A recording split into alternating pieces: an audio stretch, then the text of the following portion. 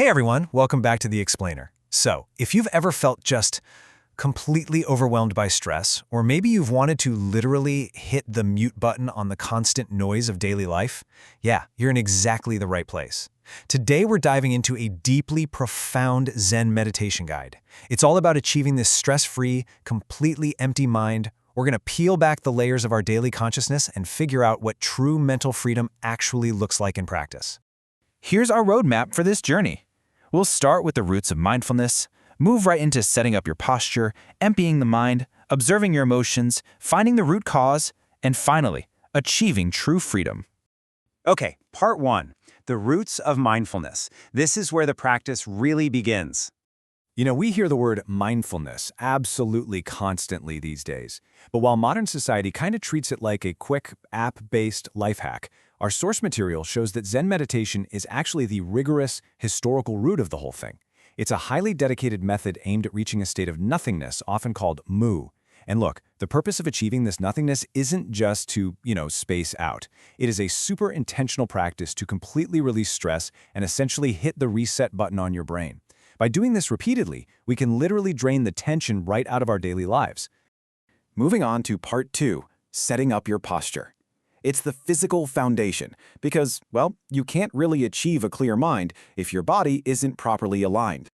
The mind and the body are profoundly connected in this practice. You've got options here. You can sit on a chair or cross-legged on the floor. Whichever one you go with, step two is absolutely vital. You need to use a cushion to naturally straighten your spine. If you're in a chair, pop that cushion right behind your back. If you're on the floor, tuck it right under your hips. Now, this isn't about looking like some perfect rigid statue. Actually, it's about giving your spine a break, letting it stretch upward and support you naturally without any strain. And finally, just rest your hands on your thighs, palms facing up. This naturally signals a state of receptivity and calm. All right, part three, emptying the mind. This brings us to the art of breathing.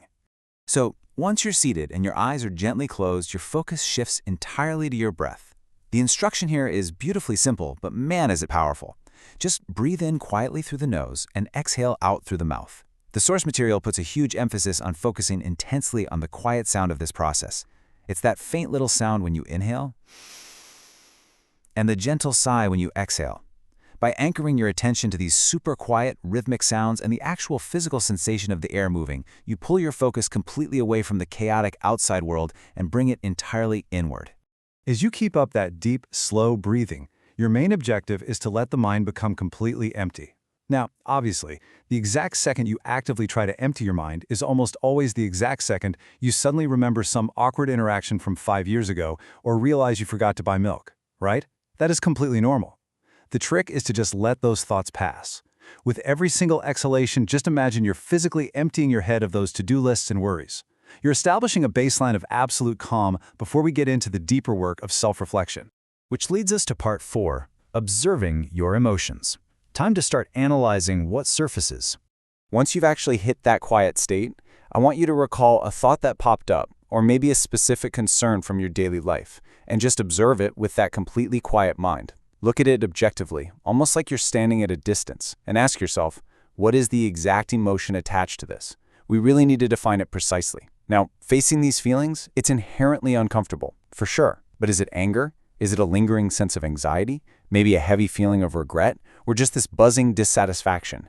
Naming the specific emotion is literally the first, most essential step in stripping away its power over you.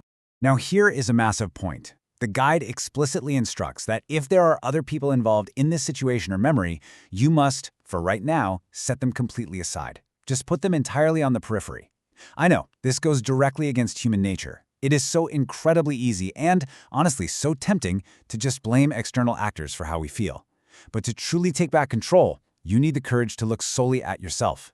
This meditation is not about what someone else did or said, it's entirely about observing your own mind. That brings us to part five, finding the root cause. We're going deep and uncovering the subconscious. Let's see how this actually builds our self-understanding. The source uses this sort of Socratic method of questioning, and it starts with this. Why did you feel this emotion?